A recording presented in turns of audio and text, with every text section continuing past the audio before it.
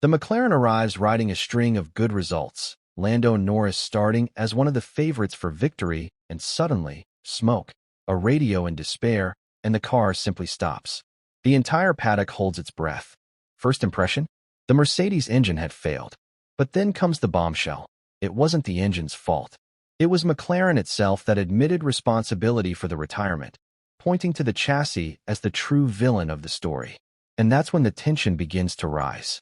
Are we witnessing just an isolated mechanical failure? Or is there something much bigger at play within the team?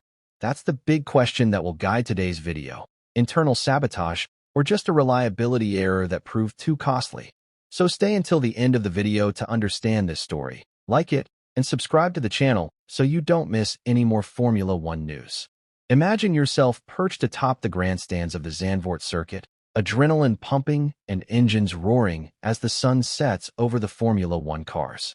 McLaren arrives with momentum. Lando Norris maintains a ferocious pace, is in second place, chasing his teammate and internal rival, Oscar Piastri, tooth and nail. But far behind, something sinister is brewing. Suddenly, the smoke, first a shimmer, then a flash. The radio echoes with concern. Smoke coming out, smells like oil. The engine, which seemed flawless, goes silent. Norris slows, retiring from the race with just a few laps remaining. Andrea Stella, the team principal, takes over. We identified a problem with the chassis. It wasn't the engine, it was the structure. They guarantee they will conduct a complete analysis of the chassis before Monza. The sentence echoes heavily. This was the team's first technical problem after a long streak of impeccable reliability. Previously, Stella had been cautious. We have initial indications in the data, but we still don't have complete proof of what happened to Norris's car. I'm avoiding speculation about whether it was the chassis or the engine. For us, it's all part of one team. This shows responsibility, and also that the solution will come based on data, not bets. Sources like the race confirm that the problem was detected in the chassis and not in the Mercedes power unit. And this is crucial. A chassis failure theoretically saves the engine and reduces the risk of component replacement penalties. In other words, despite the retirement, McLaren is now sparing Norris from major penalties, a relief in an already tense scenario. Torn between grief and celebration, Stella sums up the day for the team. We experienced both sides of motorsports. On one side, the joy of Oscar's victory, who had a clean and confident weekend. On the other, the pain of Lando's retirement, who was in a position to fight for P1, P2. We celebrated and mourned at the same time. But I thank the entire team for the effort that led to another victory, as we continue together. Publicly acknowledging the failure, especially in times when it's easier to backtrack or justify, bolsters McLaren's credibility. Stella's words also make it clear that, even if the chassis failed, the engine damage appears minimal, which could ease the team's logistics and strategy for the next races. Furthermore, the fact that this failure was a breach in the confidence built throughout the season, with impeccable motor skills and reliability, makes everything even more emotionally burdensome. Norris suffered his first mechanical retirement since 2023, a setback to his form, and Stella laments precisely this: the disruption to a championship that was evenly balanced between the drivers. He removes his helmet, the smell of oil still lingering on his overalls, takes a deep breath, and lets out a half-smile that feels more like an open wound.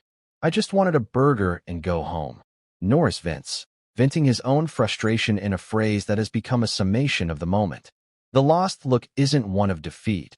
It's one of someone who knows how much he was driving on a razor's edge, fighting every inch for a victory that seemed within reach when the car dashed his dreams on the edge of the orange sea of Zandvoort.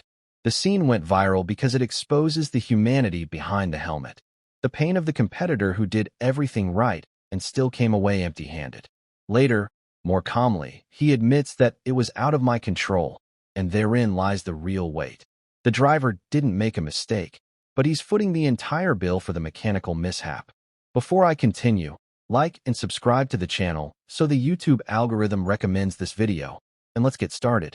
This public catharsis gains another layer when Andrea Stella enters the fray and trades easy consolation for a call to action.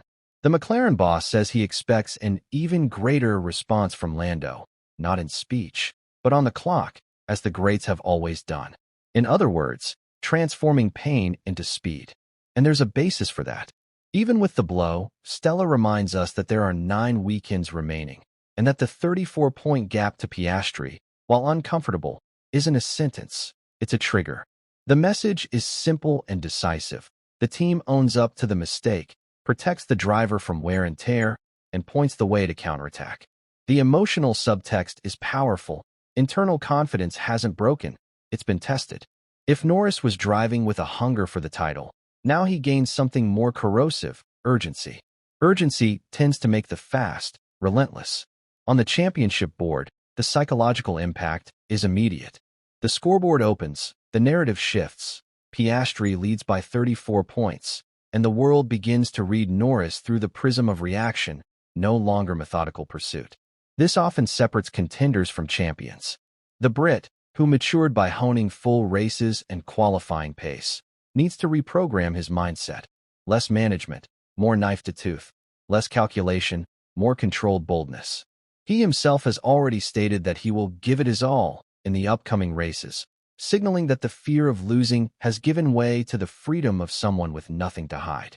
For the spectator, this promises an unfettered Lando is usually a faster Lando, incisive on a clean track and brutal on the outlaps. If the wound at Zandvoort hurt yesterday, today it's fuel, and fuel, in 2025, is worth as much as downforce. And there's one detail that weighs heavily on the driver's heart: competitive justice. When the failure comes from the team's side, officially, a problem that wasn't Mercedes's, but McLaren's, the emotional vacuum is doubled. First, because the driver feels he's lost what he's achieved on the track.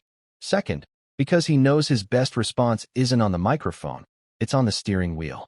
The immediate effect on the championship was as sharp as the smoke billowing from Norris's MCL 39. In the blink of an eye, the title narrative changed hands. Before the race, the gap between the two teammates had been measured by a razor-thin margin. After Zandvoort, Oscar Piastri extended his lead to 34 points and, with 9 weekends remaining, assumed a position of control that transforms McLaren's strategy. Now there is a clear leader and a pursuer forced to take calculated risks. This alters both simple and complex decisions within the pits: who risks parts, who preserves engines, when to accept team orders, and when to let both race free. Piastri, crossing the line first, tried to dampen any euphoria, reminding that there's still a lot of championship to go. But for rivals, and for McLaren itself, the moment demands an immediate recalibration in human and technical resource management. In practice, Norris's retirement introduces a new layer of operational priority: safeguarding Piastri's car so he can maintain the lead, while investigating and correcting the chassis failure in Norris's car, a division of focus that could cost pace if not managed well. McLaren has already made it clear that the origin of the problem was structural, not engine-related, which affects both parts logistics and the risk of penalties for power unit changes. This distinction allows the team to focus efforts on the chassis and minimize the risk of engine-related grid penalties. At the same time, the vacuum left by Norris in the psychological battle favors Piastri. Confidence, consecutive wins, and less direct pressure from his rival invariably change the tactical angle of races, and this translates into qualifying decisions, tire strategy, and even the aggressive stance the team accepts from each driver. Ultimately, the long-term impact on the championship depends on 2 clear drivers: McLaren's ability to quickly address the chassis vulnerability without sacrificing performance, and Norris's emotional and strategic response. If the engineers deliver a worthy car at Monza and beyond, the championship remains wide open, but if McLaren falters, Piastri could turn the advantage into a moat. For Norris, the option is to transform frustration into intelligent aggression: attack where safe, seek clean wins, and force mistakes from the leader, because 34 points, with 9 races, are recoverable with wins and a perfect record, but require 0 further slip-ups. But tell me, what did you think of this video? Leave a comment below. I'd love to hear your opinion. Like and subscribe to the channel so you don't miss a thing.